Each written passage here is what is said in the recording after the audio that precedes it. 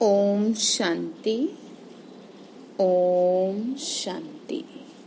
ओम शांति। आज 16 तारीख के शिव बाबा के महावाक्य हैं। आज बाबा ने कहा, मीठे बच्चे, तुम्हें संगम पर सेवा करके गायन पूजन लायक बनना है। बाबा ने क्या कहा? तुम्हें इस समय सेवा करके गायन पूजन लायक बनना है। बाबा ने कहा, फिर भविष्य में पुरुषोत्तम बनने से तुम पूजा लायक बन जाओगे। बोले कि सेवा करोगे इस समय तो गायन होगा और फिर भविष्य में तुम्हारी पूजा होगी, यानी पूजन लायक बन जाओगी। तो प्रश्न बाबा ने पूछा, कौन सी बीमारी जड़ से समाप्त हो तब बाप की दिल पर चढ़ेंगे? तो आंसर है देह अभिमान की बीमारी। इसी देह अभिमान के कारण सभी विकारों ने महारोगी बनाया है। ये देह अभिमान समाप्त हो जाए तो तुम बाबा की दिल पर चढ़ेंगे। दिल पर चढ़ना है तो विशाल बुद्धि बनो, ज्ञान चिता पर बैठो, रूहानी सेवा में लग जाओ और वाणी चलाने के साथ साथ बाबा को अच्छी रीति याद करो। ठीक है, क्या कहा? दिल पे चढ़ना है तो इन बातों का ध्यान रखें, लिख लें, बाबा की दिल पे कौन चढ़ सकता है। तो गीत है, जाग सजनिया जाग, नवयुग आया आज। ओम शांति। मीठे मीठे रूहानी बच्चों ने गीत सुना। रूहानी बाप ने इस साधारण पुराने तन द्वारा मुख से कहा। बाप कहते हैं, मुझे पुराने तन में पुरानी राजधानी में आना पड़ा। अभी ये रावण की राजधानी है। अभी किसकी राजधानी हो गई? कलयुग है ना, रावण।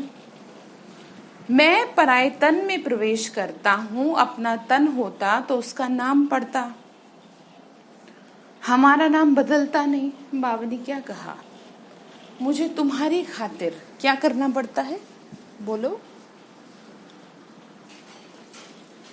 तन लेना पड़ता है ना, किसका भला? ब्रह्मा का। बाबा ने कहा, देखो, मुझे फिर भी कहते हैं शिव बाबा। गीत तो बच्चे रोज सुनते हैं। नवयुग अर्थात नई दुनिया, सतयुग आया। अब किसको कहते हैं जागो? आत्माओं को, क्योंकि आत्माएं घोर अंधियारे में सोई पड़ी है, कुछ भी समझ नहीं है, इसीलिए समझा रहे हैं। बाप को ही नहीं जानते। अब बाप जगाने आए हैं। अभी तुम बेहद के बाप को जानते हो। क्या कहा? अभी तुमको जगाने आए हैं। कौन सी नींद से? अज्ञानता की नींद से जगाने आए हैं। ठीक है ना? तो बोले कि देखो, तुमको जगाने आए तो अब तुम जग जाओ। ठीक है, यानी कि ज्ञान प्राप्त हो रहा है ना। बाबा ने कहा, उनसे बेहद का सुख मिलना है नए युग में। सतयुग को नया कहा जाता है, कलयुग को पुराना युग कहेंगे। विद्वान पंडित आदि कोई भी नहीं जानते। कोई से भी पूछो, नया युग फिर पुराना कैसे होता है, तो कोई भी बता नहीं सकेंगे। किसी को पता ही नहीं है। कहेंगे यह तो लाखों वर्ष की बात है। अभी तुम जानते हो हम नए युग से फिर पुराने युग में कैसे आए हैं, अर्थात स्वर्गवासी से नरकवासी कैसे बने हैं।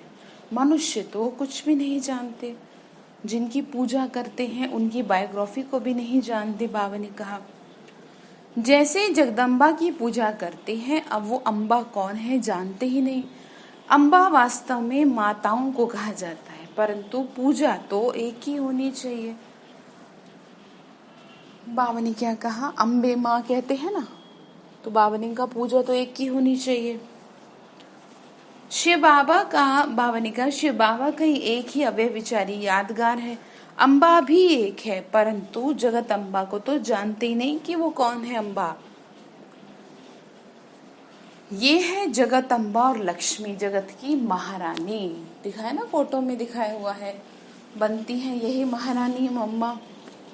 और जगत महारानी कौन? बाबा ने कहा, ये बातें और कोई जान नहीं सकता। लक्ष्मी को देवी और जगदम्बा को ब्राह्मणी कहेंगे। देखो ये जो है ना बातें बहुत समझने की है। क्या कहा? लक्ष्मी को देवी और जगदम्बा को ब्राह्मणी कहेंगे। इस समय ना ब्राह्मण संगम पर ही होते हैं। इस संगम युग को कोई नहीं जानते। प्रजापिता ब्रह्मा द्वारा नई पुरुषोत्तम सृष्टि रची जाती है। पुरुषोत्तम तुमको वहां देखने में आएंगे। बाबा ने क्या कहा? इस समय नई सृष्टि रची जा रही है ना, इस समय तुम ब्राह्मण गायन लायक हो, सेवा कर रहे हो, फिर तुम पूजा लायक बनेंगे।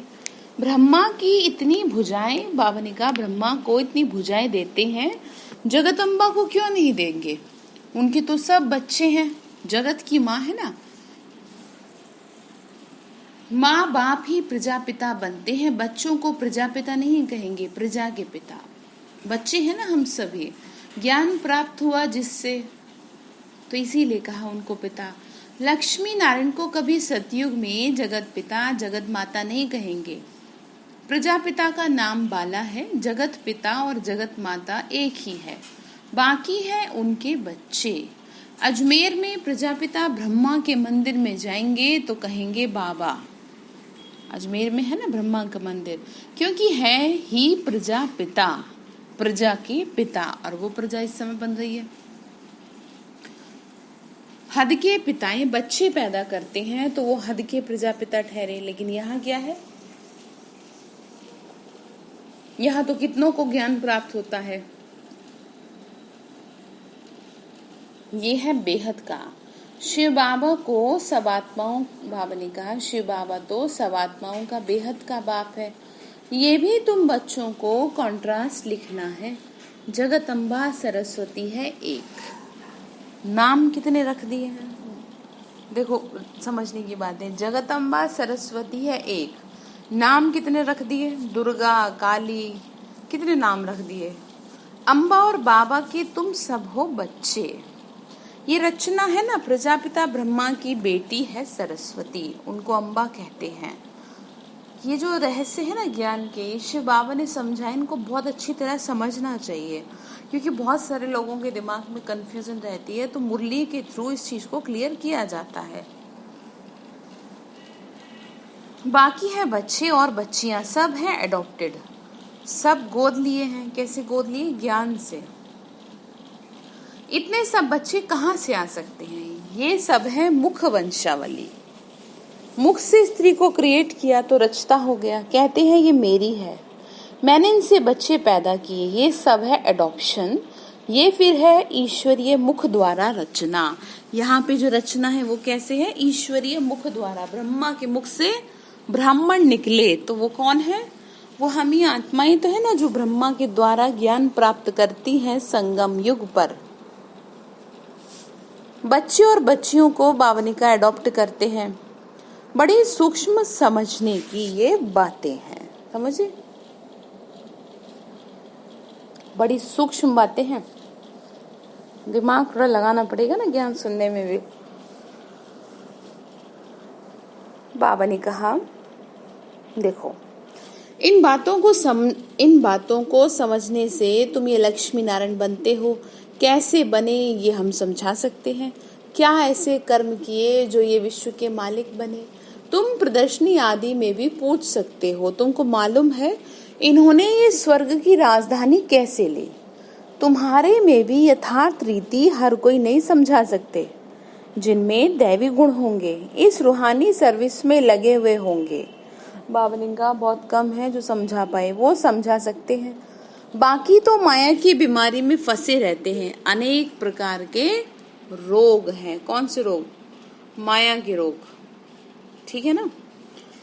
देहाभिमान का भी रोग है। इन विकारों ने ही तुमको क्या बना दिया? रोगी बना दिया। अब बाबा कहते हैं मैं तुमको पवित्र बनाता हूँ। तुम सर्वगुण संपन्न पवित्र थे। कहाँ पर भला? स्वर्ग में।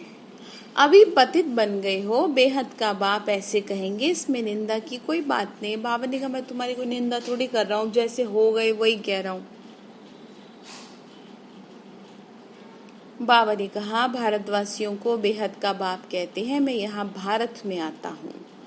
भारत की महिमा तो अपरंपार है। यहाँ आकर नर्क को स्वर्ग बनाते हैं, सबको शांति देते हैं। तो ऐसे बाप की ही भी महिमा अपरंपार है, पारावार नहीं है। भगवान की महिमा के लिए कहा भी जाता है ना, जंगल को कलम बनाओ, सागर को शाही बनाओ और धरती को क्या बनाओ, कागज बनाओ, तो भी क्या ना हो, भगवान की जो महिमा है वो लिखने में ना आएगी, पारावार नहीं है। जगत अम्बा और उनकी महिमा को कोई नहीं जानते, इनका भी कॉन्ट्रास्ट तुम बता सकते हो। और बाबा की महिमा, बाबा के गुण तो सबको पता होने चाहिए ना, गुणों का चित्र है ना, उसमें देख लेना चाहिए, देख लेना, ठीक है। बाबा ने कहा ये जगदम्बा की बायोग्राफी, ये लक्ष्मी की बायोग्राफी, सबकी बायोग्राफी बाबा ने कहा समझा दिए तुमको। वही जगदम्बा फिर लक्ष्मी बनती है, फिर लक्ष्मी 184 जन्मों के बाद जगदम्बा होगी।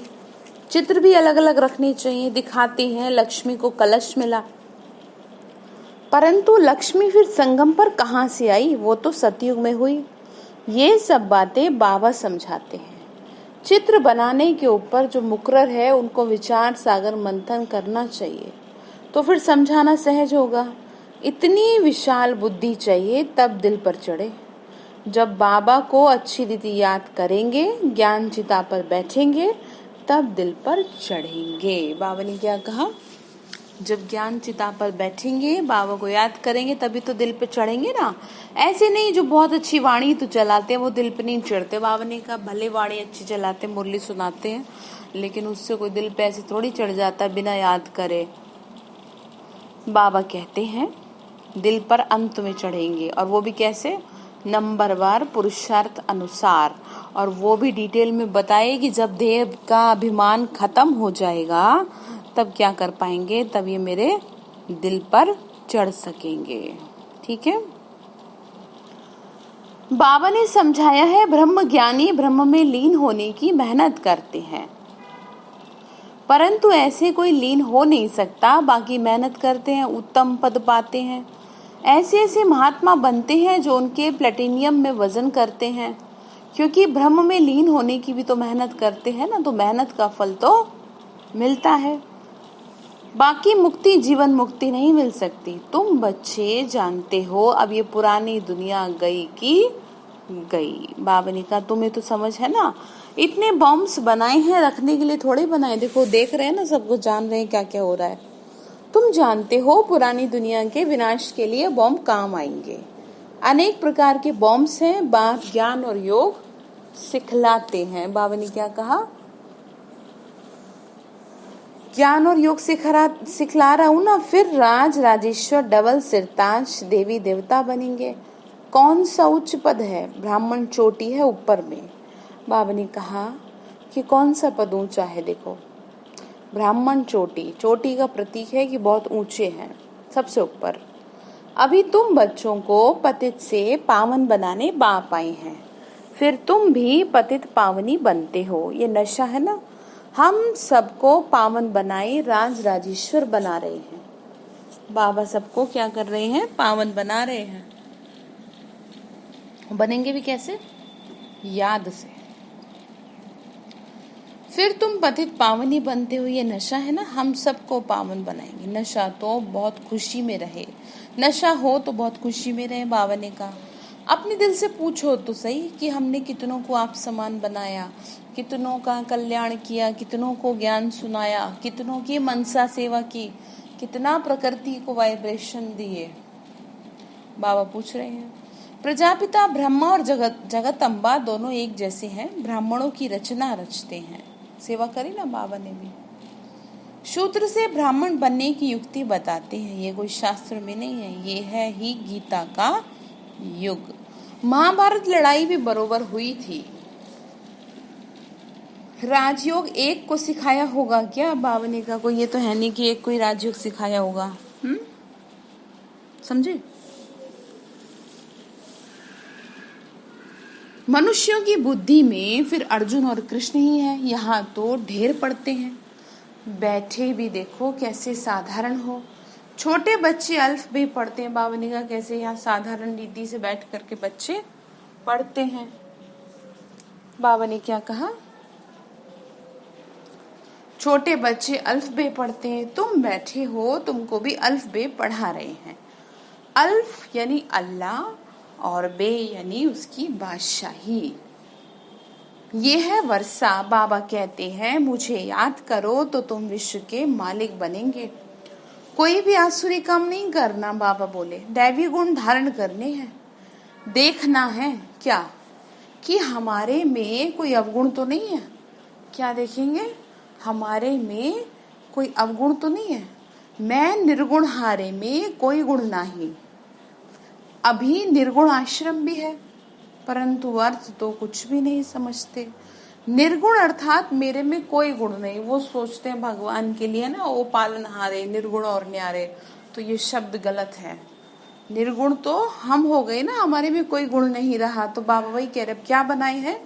गुणवान बनाना तो बाप का ही काम है। बाबा की आज से बन रहे ना गुणवान। बाप के टाइटल की टोपी फिर अपने ऊपर रख दी। बाबा कितनी बातें समझाते हैं, डायरेक्शन भी देते हैं। जगत अम्बा और लक्ष्मी का कॉन्ट्रास्ट बनाओ। ब्रह्मा सरस्वती संगम के हैं लक्ष्मी नारायण। क्या कहा? ब्रह्मा सरस्वती, ठीक है, कि कौन है? बेटी है। सरस्वती जो है ब्रह्मा की बेटी है। बाबा ने कहा समझाने के लिए चित्र जरूर चाहिए। अभी तुम ब्राह्मण हो, सतयुगी देवता भी मनुष्य ही है परंतु उन्हों को देवता कहते मनुष्य कहने से जैसे इंसल्ट हो जाती है। क्यों? क्योंकि दैवी गुण है तो देवता कहा जाएगा। इसीलिए देवी देवता व भगवान भगवती कह देते हैं। अगर राजा रानी को भगवान भगवती कहे तो फिर प्रजा को भी कहना पड़े, इसीलिए देवी देवता कहा जाता है। बाबा ने समझाया इसीलिए क्या कहते हैं? देवी देवता कहते हैं। त्रिमूर्ति का चित्र भी है। सतयुग में इतने थोड़े मनुष्य, कलयुग में इतने बहुत मनुष्य हैं। कैसे समझाएं? इसके लिए फिर गोला भी जरूर चाहिए। प्रदर्शनी में इतने सबको बुलाते हैं। कस्टम कलेक्टर को भी कभी कोई निमंत्रण नहीं दिया बाबा ने कहा। तो ऐसे ऐसे विचार चलाने पड़े। इसमें बड़ी क्या चाहिए? विशाल बुद्धि चाहिए। बाबा ने कहा उनको भी क्या है, उनका भी कल्याण करना है, कह रहे हैं। बाबा ने कहा बाप का तो रिगार्ड रखना चाहिए ना। हुसैन के घोड़े को कितना सजाते हैं, मतलब ब्रह्मा बाबा का भी तो रखना चाहिए ना। इनके थ्रू ही तो ज्ञान मिला। पटका कितना छोटा होता है, घोड़ा कितना बड़ा होता है, आत्मा भी कितनी छोटी बिंदी है। देखो उनका श्रृंगार कितना बड़ा है। अकाल मूर्त का तख्त है ये शिव बाबा। अकाल मूर्त है ना। सर्वव्यापी की बात भी गीता से उठाई है। बाबा कहते हैं मैं आत्माओं को राजयोग सिखाता हूँ। फिर सर्वव्यापी कैसे होंगे? सिखाता हूँ ना। बाबा ने कहा बाप, टीचर, गुरु सर्वव्यापी कैसे होंगे? बाबा कहते हैं मैं तो तुम्हारा बाप हूँ, फिर ज्ञान का सागर हूँ। तुमको बेहद की हिस्ट्री ज्योग्राफी समझने से बेहद का राज्य मिल जाता है। बाबा ने कहा भी ये ज्ञान बुद्धि में बैठ जाएगा तो बेहद के राज्य के अधिकारी बन जाओगे। बाबा बोले दैवी गुण भी धारण करने चाहिए। माया एकदम नाक से पकड़ लेती है, चलन गंदी हो पड़ती है, फिर लिखते हैं ऐसे ऐसे भूल हो गई। हमने काला मुंह कर लिया। यहाँ तो पवित्रता सिखाई जाती है ना। फिर अगर कोई गिरेंगे तो फिर उसमें बाप क्या कर सकते हैं? घर में कोई बच्चा गंदा हो पड़ता है, काला मुंह कर देता है तो बाबा कहते हैं तुम तो मर जाते तो अच्छा था। घर में भी तो माँ बाप कह देते ना बच्चों को ऐसे कि तुमने इतना गलत काम किया, इससे अच्छा तो होता ही ना है, ऐसे शब्द बोल देते ना। तो बाबा ने कब क्या करे बताओ? तुम औरों को शिक्षा देकर खुद गिरते हो तो 1000 गुना पाप चढ़ जाता है। कहते हैं माया ने थप्पड़ मार दिया। माया ऐसा घूसा मारती है जो एकदम अकल ही गुम कर देती है। इसीलिए बाबा बच्चों को समझाते हैं कि सावधान रहो, हर एक कदम बहुत सोच समझ के रखो। कुछ नहीं समझ आ रहा तो तुरंत रिपोर्ट करो बाबा को, ठीक है। बाबा समझाते रहते आंखें बड़ी धोखेबाज हैं, कभी भी कोई विक्रम तुमको करना नहीं है। तूफान तो देखो आएंगे बहुत, क्योंकि तुम हो इस समय युद्ध के मैदान पर, पता भी नहीं पड़ता कि क्या होगा, माया झट थप्पड़ लगा देती है। अभी तुम कितने समझदार बनते हो, आत्मा ही समझदार बनती है ना, आत्मा ही बेसमझ थी। अभी बाप समझदार बना रहे हैं, बहुत देहाभिमान में है। बाबा ने कहा समझते नहीं है, हम आत्मा है। बाप हम आत्माओं को पढ़ा रहे हैं। किसको पढ़ा रहे हैं? किसकी पढ़ाई है? ये आत्माओं की पढ़ाई है ना, आध्यात्मिकता, जिससे कि आत्मा क्या बन जाए, पावन बने। हम आत्मा इन कानों से सुन रही हैं। अब बाबा कहते हैं कोई भी विकार की बात इन कानों से न सुनो, कुछ न सुनो, गलत चीज। बाबा ने कहा बाबा तुमको विश्व का मालिक बनाते, मंजिल बहुत बड़ी है। मौत जब नजदीक आएगा तो फिर तुमको डर लगेगा। देखो क्या कह रहे हैं, समझा रहे हैं कि देखो ऐसे मत करो। मनुष्यों को मरने के समय भी मित्र संबंधी आदि कहते हैं भगवान को याद करो, या कोई अपने गुरु आदि को याद करेंगे। देहधारी को याद करना सिखलाते हैं। बाप तो कहते हैं बच्चे मुझे याद करो, ठीक है ना। ये तो तुम बच्चों की बुद्धि में है कि बाबा का फरमान है। देहधारियों को याद नहीं करो, माँ बाप भी देहधारी हैं, शरीर छोड़ने जा रहे हो और देहधारी को याद कर रहे हो। तुम अभी ज्ञान और योग, बाबा ने कहा मैं तो विचित्र हूँ, विदेही हूँ, इसमें बैठ तुमको ज्ञान देता हूँ। तुम अभी ज्ञान और योग सीखते हो। तुम कहते हो ज्ञान सागर बाप द्वारा हम ज्ञान सीख रहे हैं। राज राजेश्वरी बनने के लिए ज्ञान सागर ज्ञान भी सिखलाते हैं और राज योग भी सिखलाते हैं, ठीक है। क्या कहा? ज्ञान और योग दोनों चीज सिखलाते हैं। तो समझ आई बात बाबा ने जो समझाई? तो ध्यान से 3 से 4 बार मुरली को जरूर सुन लीजिएगा। अच्छा, मीठे मीठे सिक्के लदे बच्चों प्रति माता पिता बाप दादा का याद प्यार और गुड मॉर्निंग। रूहानी बाप की रूहानी बच्चों को नमस्ते।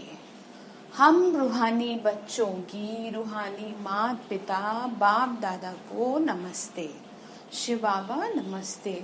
शुक्रिया बाबा, शुक्रिया बाबा, आपका शुक्रिया। धारणा के लिए मुख्य सार है समझदार बन, माया की तूफानों से कभी हार नहीं खानी। आंखें धोखा देती हैं, इसीलिए अपनी संभाल करनी है। कोई भी विकारी बातें इन कानों से नहीं सुननी है, ठीक है, ध्यान रखेंगे ना। दूसरी पॉइंट है अपनी दिल से पूछना है हमने कितनों को आप समान बनाया। मास्टर पतित पावनी बन सबको पावन राज राजेश्वर बनाने की सेवा कर रहे हैं। अपने दिल से पूछ लो हमारे में कोई अवगुण तो नहीं है, दैवी गुण कहाँ तक धारण किए हैं। बाबा ने कहा पूछो जरा खुद से, ठीक है। तो वरदान दिया बाबा ने, सभी को ठिकाना देने वाले रहमदिल बाप के बच्चे रहमदिल भव। सभी को ठिकाना देने वाले रहमदिल बाप के रहमदिल बच्चे भव। रहमदिल बाप के रहमदिल बच्चे किसी को भी भिखारी रूप में देखेंगे तो उन्हें रहम आएगा। भिखारी कौन से? इस समय भिखारी कोई धन की बात नहीं है, ज्ञान के भिखारी हो गए हैं, दुखी हो गए ना, अंदर से मन से भिखारी हो गए हैं। आत्मा एकदम खत्म है इस टाइम सभी की। बाबा ने कहा कि बच्चे देखो उन्हें रहम आएगा कि इस आत्मा को भी ठिकाना मिल जाए, जो टूट चुके हैं ना, इसका भी कल्याण हो जाए। उनके संपर्क में जो भी आएगा तो बाप का परिचय जरूर देंगे। जैसे कोई घर में आता है तो उसे सबसे पहले पानी पूछा जाता है, ऐसे ही चला जाए तो बुरा समझते हैं। ऐसे जो भी संपर्क में आता है उसे बाप के परिचय का पानी जरूर पूछो, यानी बाबा का परिचय तो दो, अर्थात दाता के बच्चे बनकर कुछ ना कुछ दो ताकि उसे भी ठिकाना मिल जाए, ठीक है। तो स्लोगन है यथार्थ वैराग्य वृत्ति का सहज अर्थ है, जितना न्यारा उतना प्यारा। यानी एक्चुअल में यथार्थ किसे कहा है? कि जितना न्यारा होगा चीजों से उतना ही वो प्यारा होगा। ऐसे नहीं कि एकदम वैराग्य आ गया तो कुछ सब छोड़ छाड़ दिया, ऐसा कुछ नहीं है। न्यारा भी और प्यारा भी, दोनों का बैलेंस हो। अच्छा, ओम शांति। तो बाबा ने क्या होमवर्क दिया? बाबा ने क्या कहा? बच्चे सेवा करनी है, तो सेवा पे ध्यान देना है। ओम शांति।